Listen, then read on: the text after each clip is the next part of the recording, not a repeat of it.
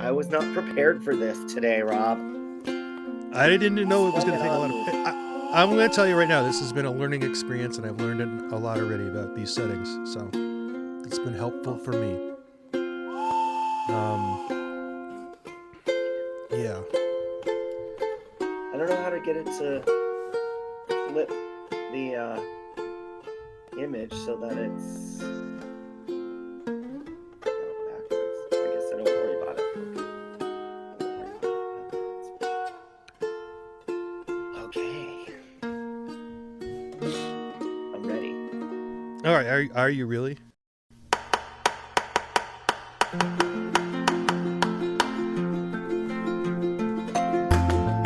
Arizona is a wildly beautiful place, brimming with over 100 brewing companies.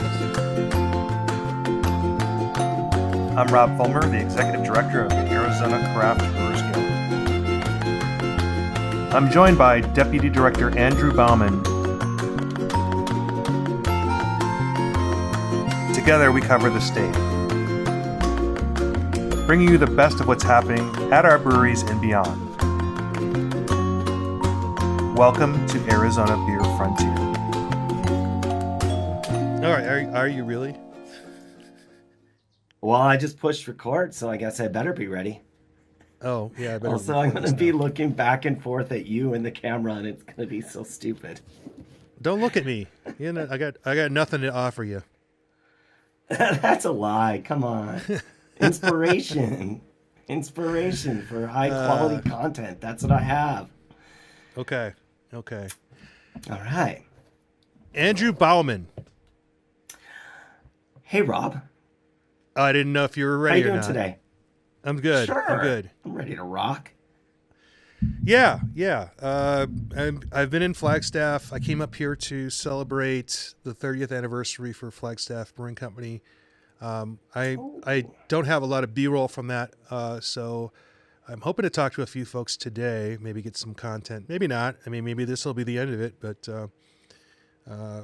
yeah, that's what I'm up here for. And I'm coming back tomorrow, but I thought we'd try to work on our remote stuff a little bit. It's syncing up with different hardware we have here. So It is so awkward looking at my phone as it's recording me. Like the camera's over there, my face is here, you're over there. This is learning. I don't. Yeah. Well. So you had a podcast, and we have the ability to share that, which we're going to do. We did that once Yes. before with the Hoppy Craftsman. We had them record at our place, and then we both put out the podcast together. And I don't know. I don't know. I think the idea is to encourage people to listen to different podcasts, right? Look, I'm getting some beard light Sure. on my beard. Yeah. The umbrella up. The sun actually moves here. You know, it goes from one side of the sky to the other. Well, It's not just completely that's why overhead for the Flagstaff's so entire. magical. In Phoenix, it's just on, straight above your head, and then it's just off. Yeah, But I get it. Maybe that's because anyway, you're up on a mountain. You did a podcast, and we have the ability to share that, but I wanted to have you introduce the video, tell me a little bit about what I'm about to listen to, and then hopefully when I get back to Flagstaff, or maybe after this, depending on how much time we have, I can react to it and we can talk about it. But tell me all about it. Cool. Yeah. Well, our friends at Local First AZ, we've worked with them for several years now. And we've been doing a lot more recently. They have their local fest coming up, AZ Local Fest coming up. And Thomas just wanted to sit down and talk with me a little bit and said, bring a couple other breweries. So I invited Kale from Oso and Brad from Arizona Wilderness Brewing. And we sat down and talked about the industry last Thursday. It was really nice, and their podcast studio is sick. Yeah, tell me about that. I'll share. They We have the an video. on-the-air light. Oh my God, it's so good. They have 2 professional cameras. They have another remote camera up by the ceiling. Yeah, it's just super cool. And they have their they have the table with carpeting on it so that there's not, so it's sound dampening, which is so cool. Yeah. Anyways, the studio was great. And the conversation was fantastic. We went all over the place, Are you hearing this as you'll beeping? find out. That's I'm the not call hearing I've been any waiting beeping. on. Oh, okay. That's the call I was waiting Oh. on, but well, they can wait a couple minutes. So, Okay. but it's a third party place, right? Where is this? It's not actually a studio within the offices of Local First. Is that correct? Right. It's a co-working space in Tempe at Priest and Broadway. Oh, I've been there. And That C6. yeah, you know, there was a craft beer bar that had offices there. As you, if you recall, Liz, now Rosevear, used to work for them. She had an office there for Yeah. a while. She worked there. With the, she was why can't I think of the craft beer bar? They have several locations. They have a really tiny bar and a big ass chalkboard. Come on, help me out here. Oh, Wandering Tortoise? No, the place that he came Oh. from. I don't know. It's a gerund A noun. really tiny, really tiny bar with a giant chalkboard. Oh. Pig, whining pig. Whining pig. Oh. Okay. See, I said it's a gerund Yeah. and a noun. Great. Okay. Whining pig. Yes, I know. So I was thinking Sleepy Whale, but I thought that was all the same group. I don't know. No. So she used to work there, and she used to have an office there. So I know the building. I didn't know they had a podcast Yeah. in there. So we're able to share Indeed. the complete podcast. And what generally did you talk about? Did you give a little forecast on the industry? What did the breweries have to offer on that? I mean, set up the clip, man. It's like you're on a Yeah, talk we talked show. Set up the about clip. we talked about the industry in general, the industry in Arizona specifically, non-alcohol, cannabis, THC from hemp, and we talked about the festival, what their businesses are going through right now, how summer treats you in Arizona as a hospitality group. Oh, nice. Never great. But by the Yeah. way, Kate Burnott, I followed up with her. She had a request. She used to live here briefly in Phoenix, and she's like, "Hey, I'm guessing that the seasonality of summer is much different in Phoenix." And I said, "Yeah, Phoenix and Tucson, and Flagstaff here is like most of the country in terms of busier in the summer." Not as busy in the colder season, but obviously Right. Phoenix and Tucson are flip flop like that. And I had connected her with Moda Sonora, Jeremy DiConcini, and I guess they had a great conversation. So that it will be coming out in a publication with which I forget. I think it might be Craft Beer and Brewing.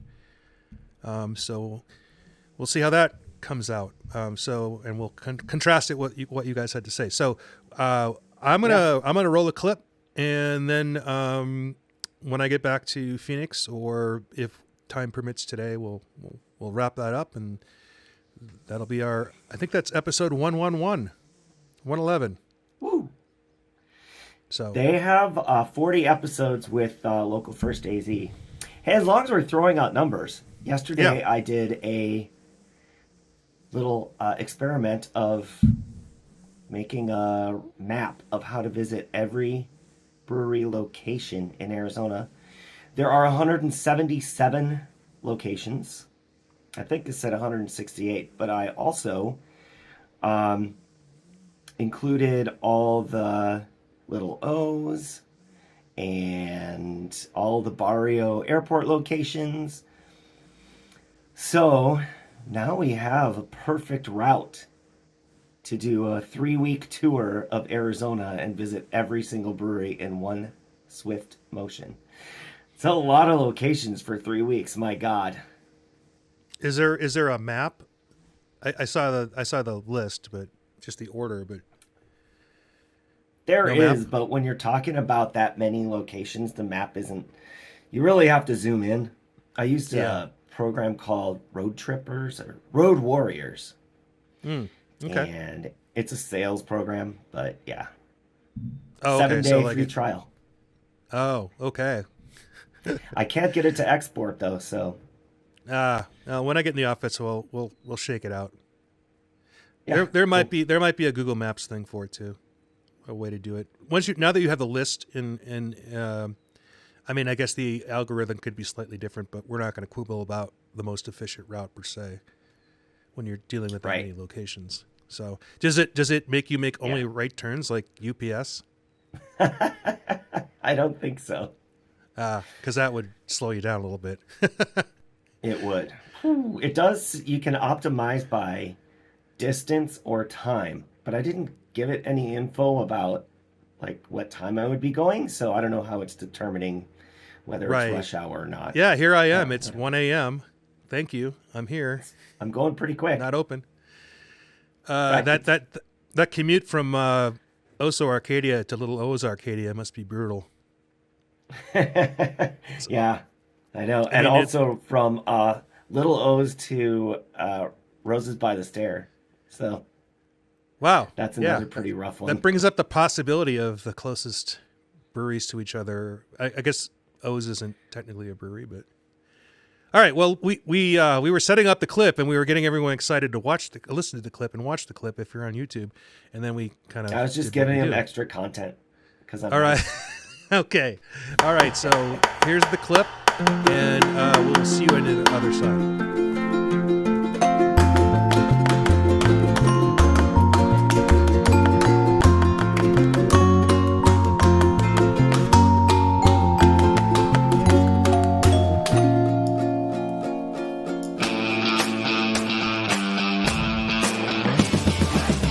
You're listening to Arizona Good Business Radio, featuring unique stories with leaders who believe the community is a central part of doing business.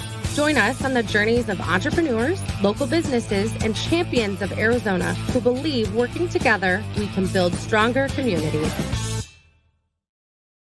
Welcome to Arizona Good Business Radio. We feature leaders in the Arizona business community working to build a lasting impact throughout our state through doing good business.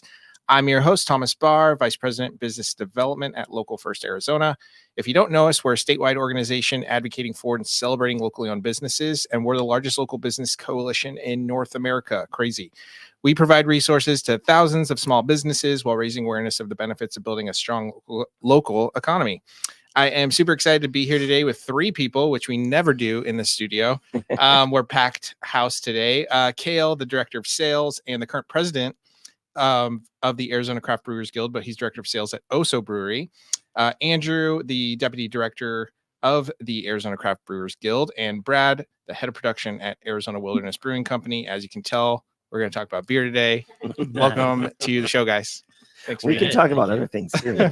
Do you want to talk about coffee or something? We can. We're people too, you know. Get into the weeds about coffee. Yeah.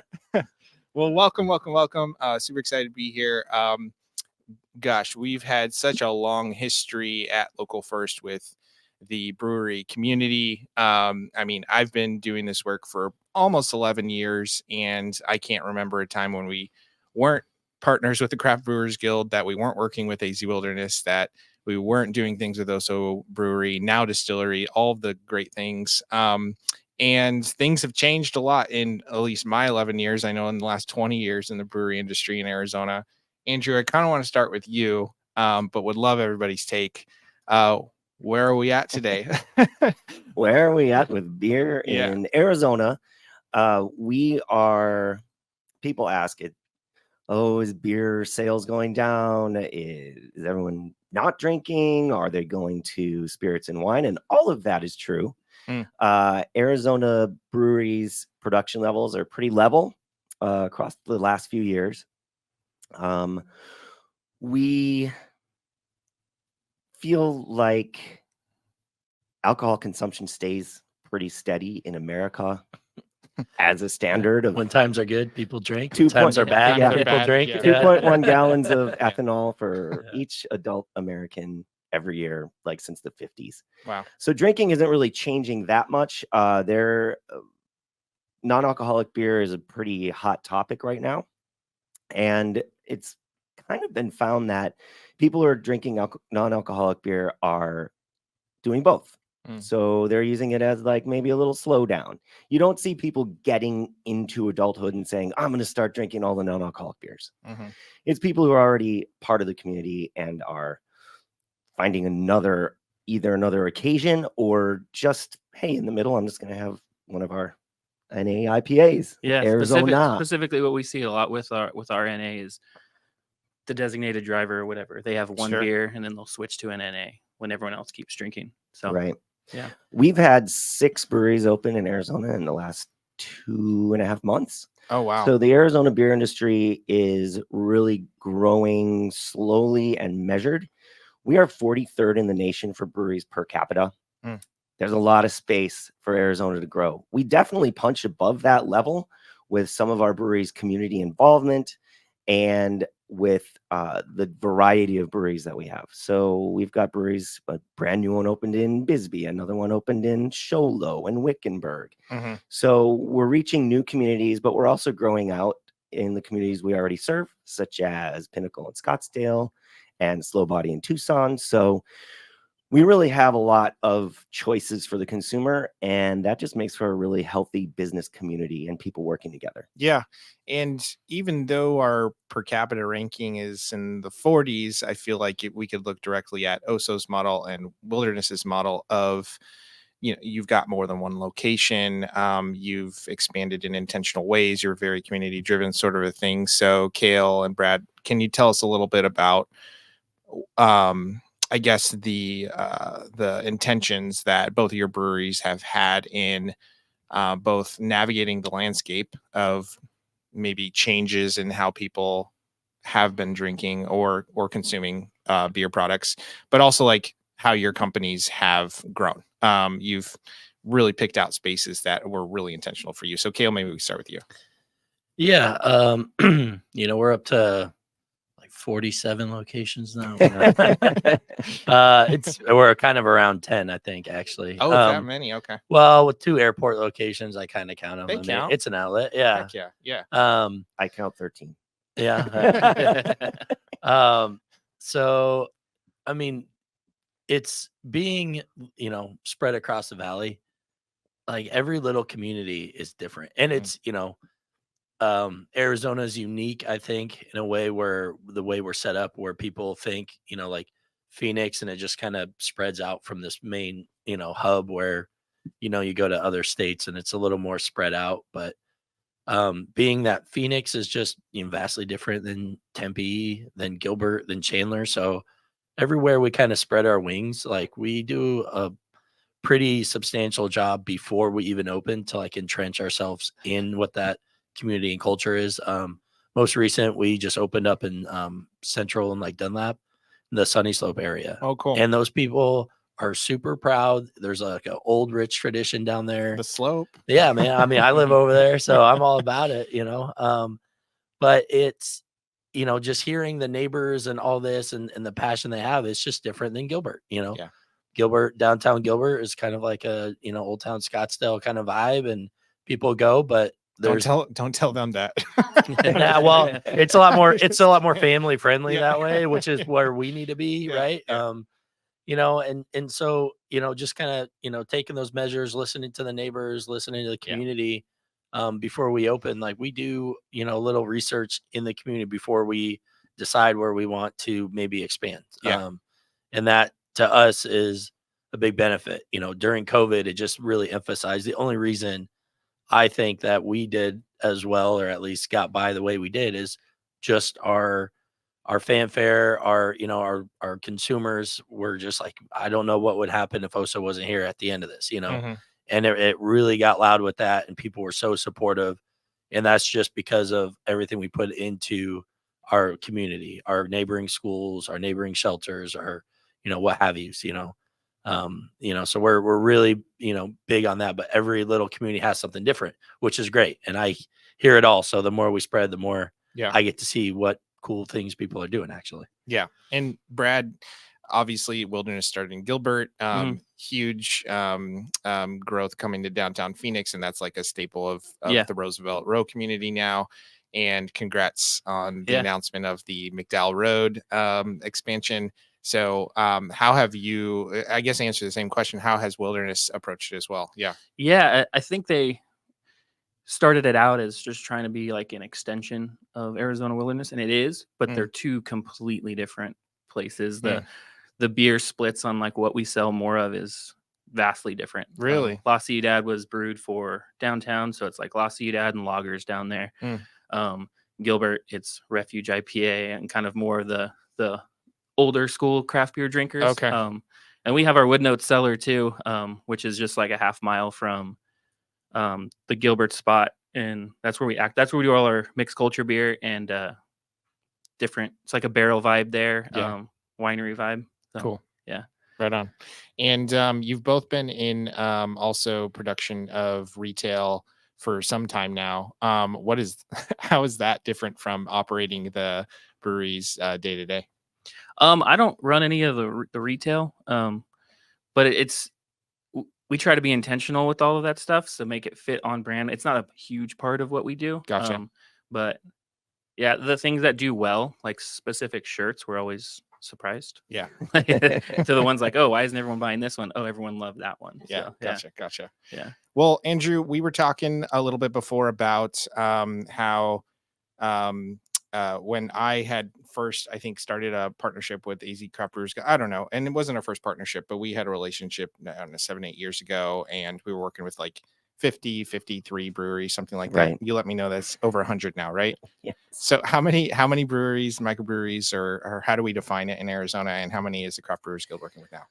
Yeah, it is. It is tough to define because do you call Oso or Wilderness one brewery or do you call them 13? So we have 109 brewing companies. Okay. We've got over 170 locations that you can find branded with those breweries' names where they're serving their beer. Cool. Some of them have food, some of them don't. When there were 50 breweries, man, it was a whole different thing. But also those breweries are the ones that are producing the most now. And the ones that have opened since are definitely more local. We serve our neighborhood. You're Bootstrapped, often yeah. finding the owners bartending Yeah. or brewing or both, and some in the morning and some at night. I mean, our members, more than 75% produce less than 2,000 barrels, which is not a lot of beer. And 50% produce less than 1,000 barrels. So if you compare that with Santan at 40,000 and Huss at 29,000, you can see the difference between the distribution breweries and what their model is compared to the smaller breweries. And the smaller breweries now have packaging because they want to sell beer to go at their location. During COVID, coming in and filling up growlers really just didn't cut it anymore. You could do some, but people want to come in, grab a case of beer and just leave. So getting more of our breweries into packaging was a huge part of what happened to the industry over COVID. Before that, there was maybe 7 or 8 that did legit packaging, and now half at least. Oh, crazy. A lot of the canning line manufacturers kind of made it easier and cheaper for smaller breweries to bring in a canning line and do it themselves. There was the mobile packaging thing. Mobile West was the big one in Arizona for a while. But now mostly like it's cheaper and more effective to buy a tiny little Gosling canning line. That's what we have. So Gotcha. And there's a local canning line manufacturer, I mean, Cano, that's one of our allied members, but they have probably 15 or 20 canning lines throughout the state. Okay. And they go, international even. So the availability of those lines is something, because pre-pandemic, you would wait 6 months or more to get a canning line. They didn't just have them sitting around. They were all custom built. It's a more industrial situation now. They've simplified the lines and they just made it easier to do. So yeah, for sure. Well, to go back a little bit on, what it's kind of a business model really is, I mean, you have pre-prohibition and, people were making their own juice here and there. And, like if you had a car, that was a luxury life, right? So people were stuck to their little neighborhoods. And then all of a sudden you couldn't do that. And the ones that survived are, your big conglomerates. But now you see, there's a new brewery opened up in Heber. That's probably the only one they need. It's small, but it's like you just have your little local brewery. They're not set up to do this huge distribution. They don't really care to do that huge distribution thing. Yeah. There are their own nightmares with being in a distribution. But at the same time, it's just, you kind of pick your lane and stick to it. Sure. So to see little breweries open up around the valley to service their little neighborhood is super rad. Yeah. Yeah. Yeah. And small rural Arizona is obviously very different, right? Like, they can only do so much. I remember I was talking to a guy one time, I forget which town he was in. He owned like a yarn company, and we were trying to help him like grow his business or whatever. And we were giving him all these ideas and stuff. And he sat back and he's just like, yeah, but then I'd run out of yarn. Yeah.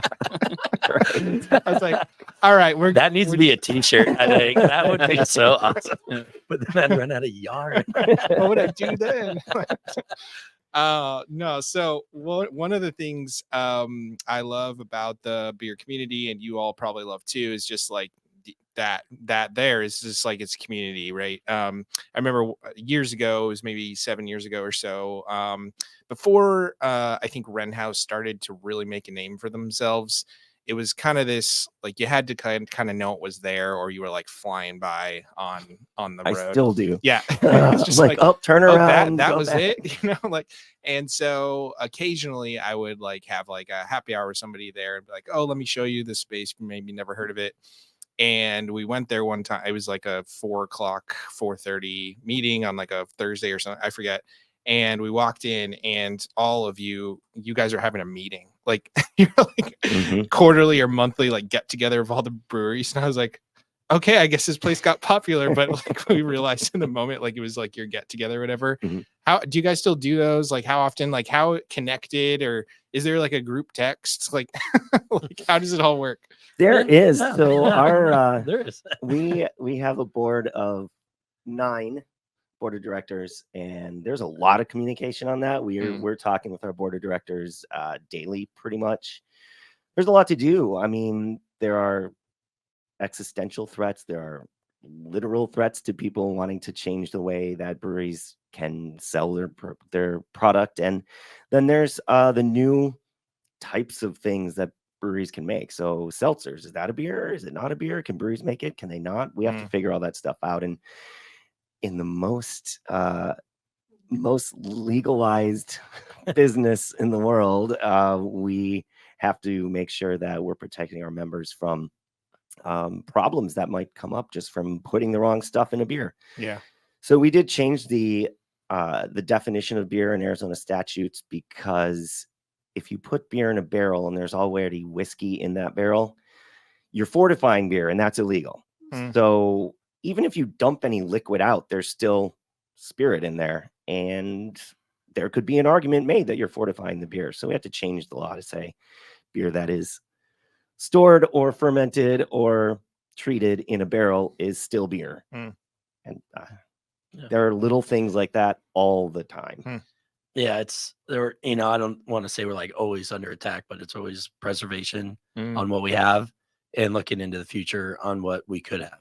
And having that option and being able to pivot with a culture that is continuously pivoting is very important.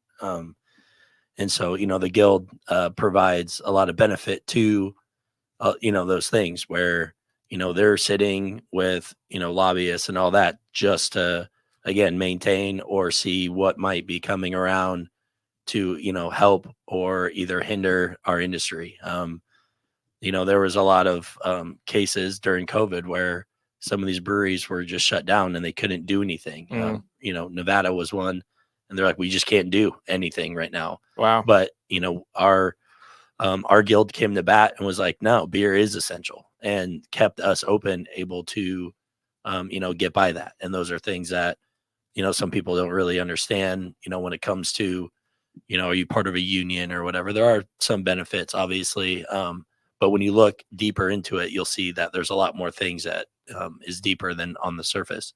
And so for that, just the unity being behind the guild for everybody, whether you're in Heber or Yuma. You're not necessarily here at the Capitol trying to figure out what's going on. Yeah. It's statewide. Yeah. So there's a lot of at bats on their behalf. So that's pretty rad. Got it. More like superficial stuff with the guild, all these mixers and stuff that we do. Like you create relationships and you network, and like simpler things like, oh, I don't have any dextrose right now. I need some corn sugar from somebody. I call Gully from 12 West. He's like, oh yeah, I got a bag. So it kind of fosters those relationships as well. Yeah, that's cool. I had someone call me on Saturday morning and said, I'm doing a canning run today and I'm 100 lids short for my cans. Yeah. Do you know anyone that can give me some? On Saturday morning, this is 9:30. And he said, we're going to start canning at 11. And we got some lids there. So, it's other breweries working with them saying like, just catch me back up whenever you can. Right. Yeah.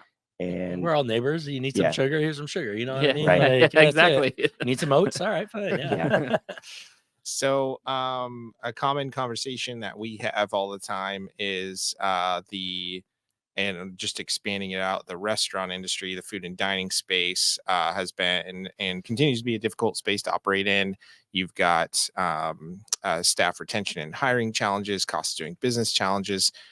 Shrinking that down into the brewery industry, what does that look like for all of you? Is it just as hard to run a brewery as it is to run a brew pub?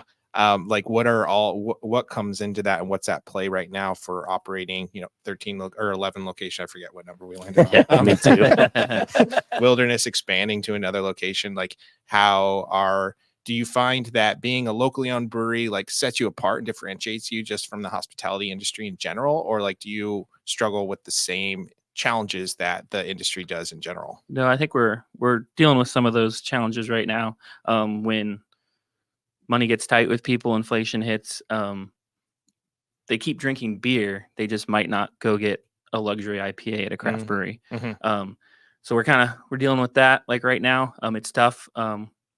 People aren't going out as much anymore. So you gotta find ways to incentivize people to come in, holding events, doing discount deals, whatever you have to do to bring those people back. Yeah. So, Yeah.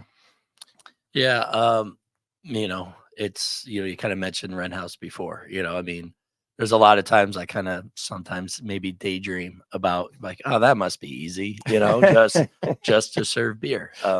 Having a restaurant and a brewery has its own challenges because the restaurant we kind of separate it a lot. We call it production, for the brewery side, and then you have the restaurant side, like any other restaurant. While the restaurant carries its own challenges, the breweries for us is not so bad. We don't really have turnover, really. I mean, do you have ever had? Yeah, I don't know anyone that's left. So good. Yeah, I like to say, you treat your people well. There's no reason for them to leave. But also, I mean, just brewing beer and there's not really anyone breathing down your neck because not everyone could do this. A little more specialized in a way. Yeah. So getting into that world is like, well, you could get somebody else to do it and that's fine. There are some people who are eager to do it, but knowledge is power. So a lot of our breweries are very smart. We put a lot into education. We allow them to go continual growth. We just had a brewer went to Chicago for 2 weeks just to learn about further learn about IPAs. Cool. And then he brings that back, shares with the team, stuff like that. So yeah, on the beer side, a lot different. I think our biggest turnover is like our delivery driver, which I don't blame them at all, because slinging around, 50 half barrel kegs a day is, And that's, I mean, just the delivery industry in general is changing a ton too in its infrastructure. So yeah, man, no turnover at all. Like there was one. No, honestly, we promote within. That's wild. Yeah, That's cool. yeah, we promote within, and then people choose to leave. Like I don't think we've really fired a brewer, and I don't even know if anyone leaves. Do they? Yeah, I mean, I know all haven't these left. guys, and they're all still there. It's been like 12 years for I think me. my cousin still works at the PV location, Zach Benitez. So shout out to him. Yeah. Have you seen Zach and I throw beer? No. Oh, we have. He used to be my bar back. Okay. He started a bar back. That was a bartender, but he was my original bar back. But we have this trick where I'll pour beer on one side of the bar and I'll flip it to him. I get a little coaster, and it'll flip and rotate. I can show you the video later. And that's me and Zach. We still got it. Like I just did it the other week after years. Like some buddies were like, no way you could do that. I'm like, Zach, you want to try? He's like, yeah, sure. But I also gave him a little PTSD because I would whistle.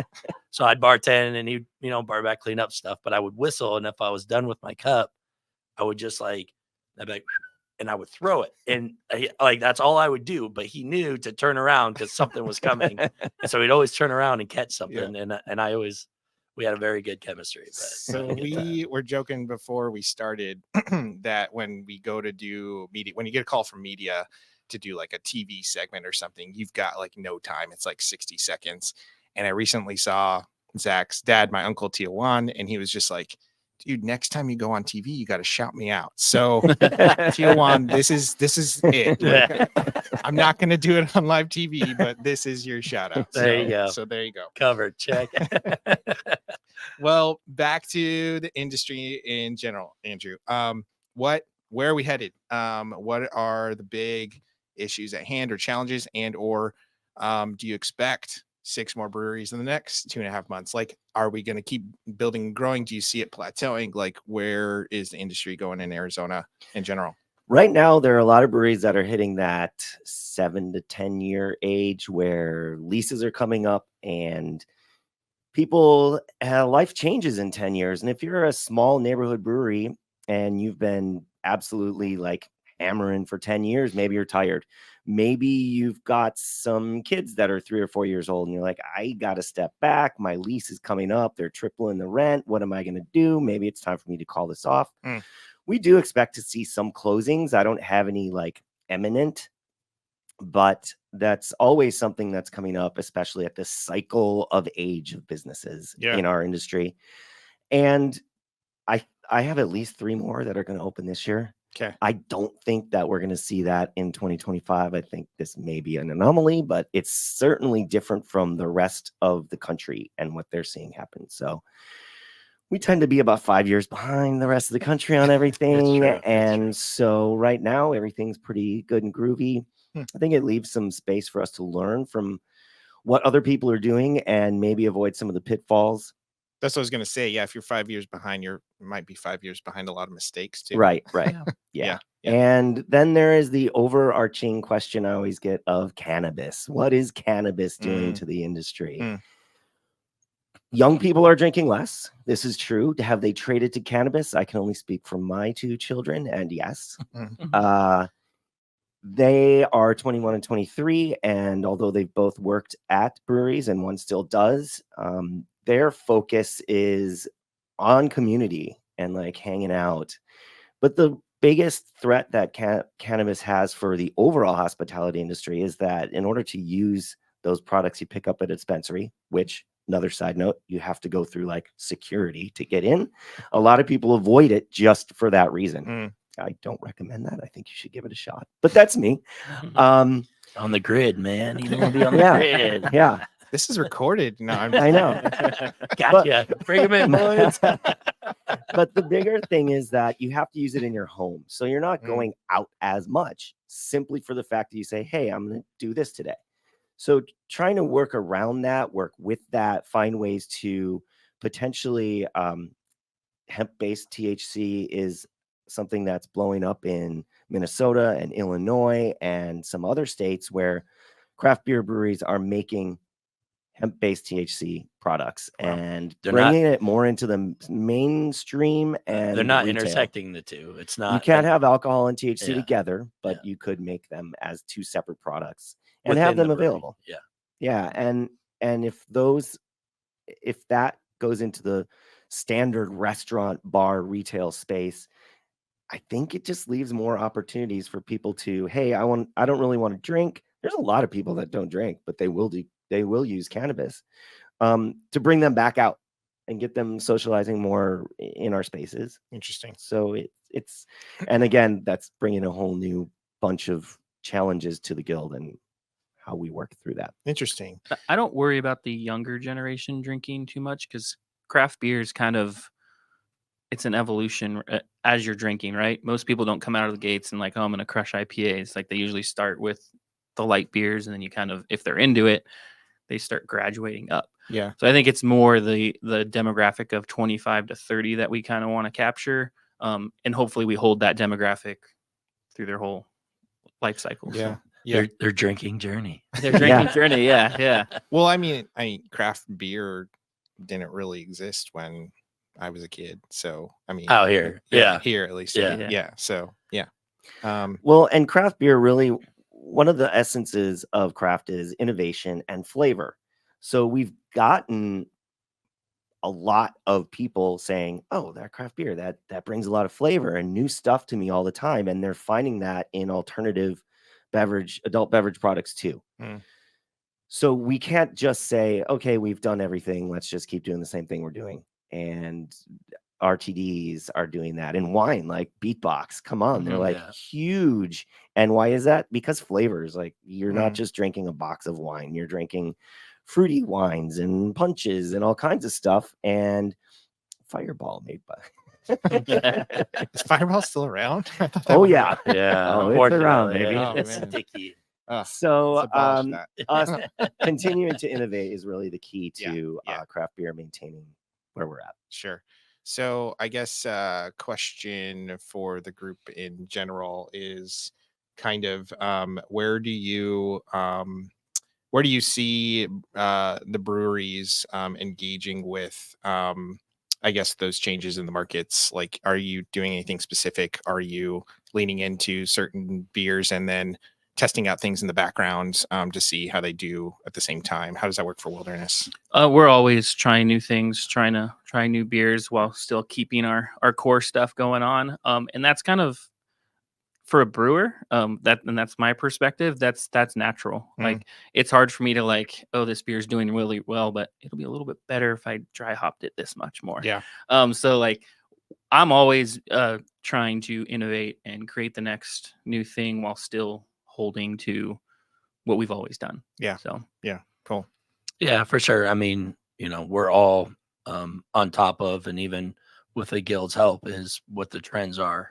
They might start on another side of the country, and again, we're about 5 years behind, but we do take notice and we do see where trends are. And being out here, you talk to people who are from Oregon or whatever, like just our beers hit different in Arizona. I mean, we have the sun all day, every day for the most part. And, we have different styles, different beers. Like, sour beers out here are a lot more popular than they are in other parts of the country because it's a little bit crisper. It's a little bit, has that tartness, stuff like that. So we are looking into those. ABV is always a game where it's like, how strong do we make it? How light do we make it? It's like, oh, it's 3%. Then people are like, why am I even drinking beer? I Yeah. mean, okay, fine. That's fine. So there's just a lot of, back and forth internally on where we want to land, but we are definitely always seeking, like non-alcoholic beer. What a waste of a tap line. Well, okay, there's some benefits. Oh, okay, it's growing, and then it just kind of, snowballs from there, and Yeah. see it. And I don't think it's a bad thing that Arizona in craft beer is behind, 5 to 6 years. Because in Oregon, like Portland is entrenched. Like they have a craft beer community that's decades old. So it's hard for a new place to come in. Yeah. It's hard for stuff to really change. Wisconsin's like the same way. California is the same way. So we're kind of developing that community as we go. And it's a transplant state, right? So like we're getting all those things from different places. Yeah, So- for sure. That's why I tell everybody about Arizona, doing business in Arizona in general when they ask. It's like, I feel compared to those other cities, there's like less rings to kiss and like Mhm. red tape to jump through to like get something started. It's pretty easy to tap in. You can be Tap in. Nice. there you go. You can be 2 to 3 people away from the person you need to get to pretty quickly if you want to like get something started. So I totally agree. Yeah. That's cool. Yeah. Question back to the like potential of breweries closing in the I don't know how many years. Is there conversation at all regarding what Barrio Brewing has done and transitioned to becoming employee owned? Is that something of conversation at all? It's not a trend we see in a big way right now. Okay. What they did was amazing. I don't really see, and they had been around for at least 15, maybe 25 years before they actually made that move. Yeah. So we're not really there yet. Like back in the day, New Belgium did that, Yeah. right? So they're definitely going to be a larger brewery with a lot more already existing capital investments that are rolling over. A lot of our breweries are just not that. Yeah. That makes sense. Modern Times did it too, and that was kind of the start of them going bankrupt. Oh, really? Yeah. Interesting. Other reasons. Yeah. Other reasons, but yeah, that was a yeah. Bad moves all around. Well, cool. Well, the last thing I wanted to talk about is I know that all of you have been involved in the Arizona Fall Festival for years and years and years. We're coming back November 9th this year at Hance Park. We just love having the brewery community come out. It's so fun. Wanted to just get your perspectives, why you love coming out every year, why it's a meaningful thing to you. Like I was saying before the show, that you have so many options, you get so many requests to participate in things, and it takes your time and your staff to invest in being there that day. Anything to share about that? I'll go because I love it.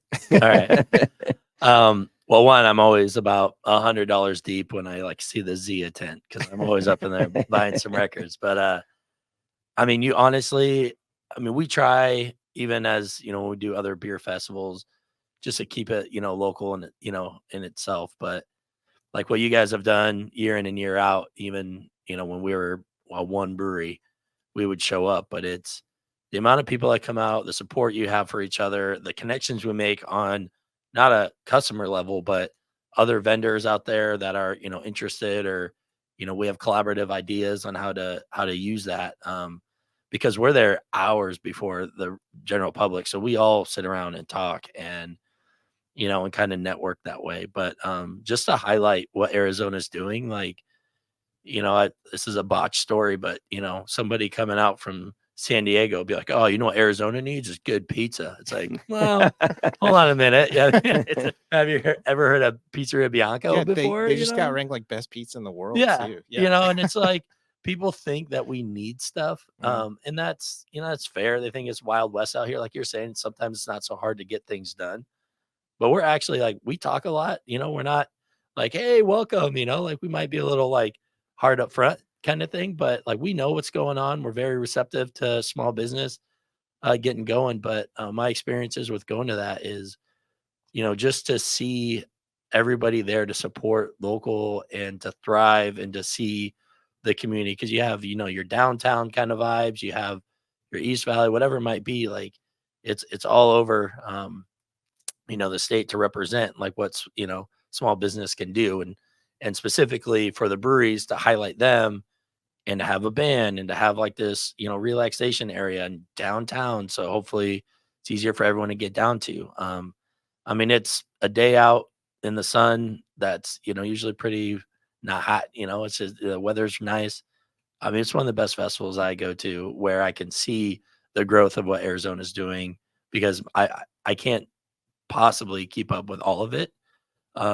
But when I show up there, I get a better, finger on the pulse on, where we're at and what, what's going on. That's really rad. Love it. I don't think anybody can top that. So I've never been. This is my second year in Arizona. So right I'll have to make it out. Okay, cool. We are going to have a guild booth there this year for the first time. Heck yeah. So I'm pretty stoked to be part of it, especially after hearing what Kale had to say. Like, I'm like, oh, this is gonna be super cool. Right on. Well, thank you guys for being here today. This is awesome. Hope if you're listening that you go visit us, so you go visit AZ Wilderness and you check out the 107 unique today craft breweries in Arizona, or one of the 100 and many locations. Right. And just always remember to reach out and connect with your local businesses in your neighborhood. So appreciate everything Craft Brewers Guild does and all you guys do for the community. Thanks so much for being here. Anything to leave the listeners with?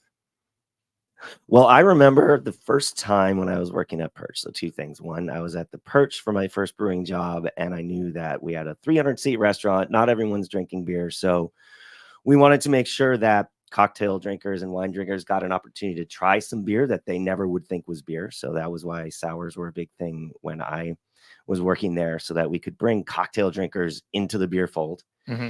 Something that I always thought about. And then my first time that I ever kegged up a beer, I had been learning from podcasts and watching videos and never worked in a brewery before. So my beer's ready to go. It's in the bright tank. It's carved. And I thought, how do I put it in a keg?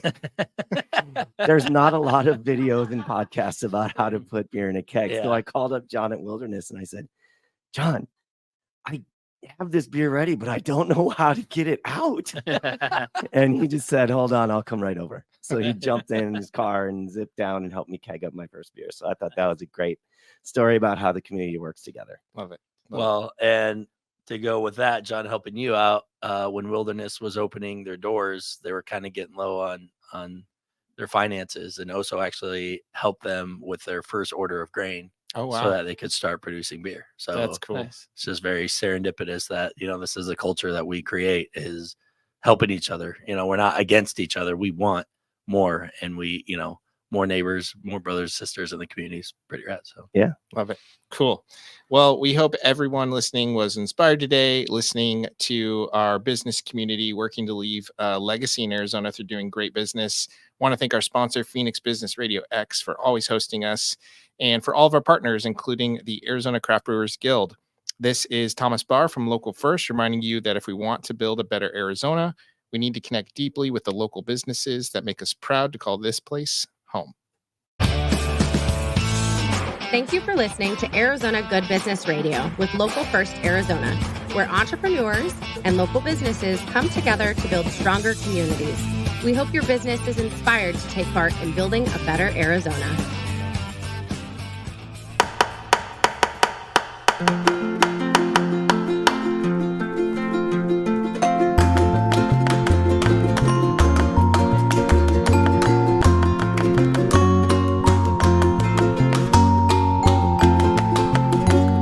Very different being there and listening to it. I'm sure. Right? Yeah. Well, I So listened to it. I have and not then listened to it. I listened to it, and then I didn't realize there was a video in the stuff that you sent me, so I didn't watch it. So that's different too. But my impression is they have their mission statement of their show dialed in, which Thomas reads live, and they have a recorded version of it from the host company. I assume that's who does it, and then they have they have a closing that is all well put together, and we can't even remember our tagline half the time. Tagline. He had everything on a screen. He was just literally reading it as we were sitting there, and we all just had to sit there and be very quiet. Be very quiet. Yeah, we could get a teleprompter too. So you're telling me I need a teleprompter and an on-air thing, and we need to have more carpeting. Is that what you're telling me? That then we'll have. No, I just think the carpet. If we just I don't know, put man. carpeting on the table. as much as you spill on that table, I don't think so. Yeah, it's probably not a good idea. That's it. I was pretty nervous. I'm like, I have a coffee and I have a water, and this definitely means I'm going to be spilling. So they have to give me a sippy cup. Well, let's just close with our tagline.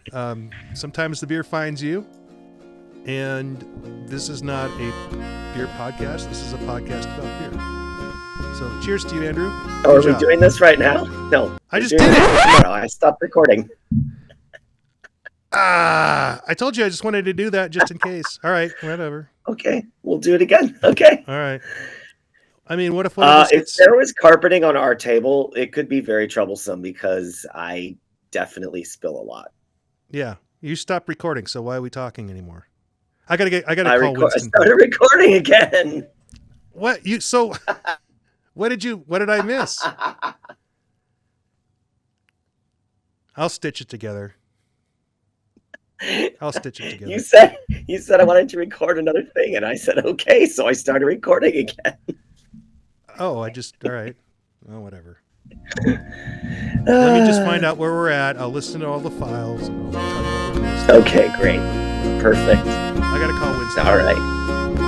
All right. Okay.